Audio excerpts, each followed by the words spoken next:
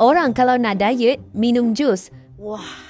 Tapi lain kisahnya Pakcik Kumar dari Karnataka, India. Dia minum minyak enjin macam minum Milo dinosaur.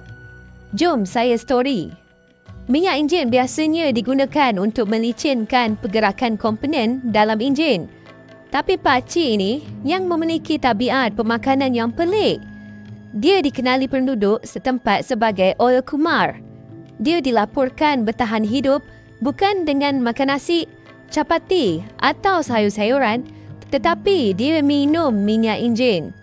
Menurut berita yang tular, Kumar yang berasal dari daerah Shivamonga telah mengikuti diet luar biasa ini selama lebih 3 dekad.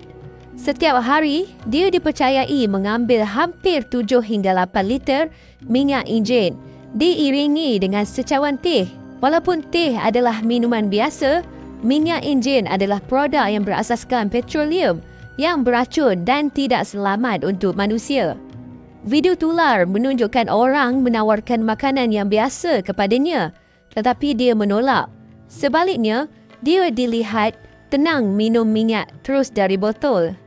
Di sebalik rutin yang berbahaya, Kumar dikatakan tidak pernah dimasukkan ke hospital atau mengalami sebarang masalah kesihatan yang serius yang memerlukan rawatan perubatan.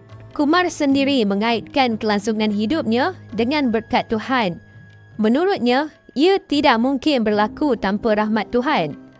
Bagi pakar perubatan pula, mereka sangat tidak bersetuju. Doktor memberi amaran bahawa menelan minyak enjin adalah sangat berbahaya. Menelannya boleh merosakkan organ dalaman, manakala menyedutnya ke dalam paru-paru boleh mengancam nyawa.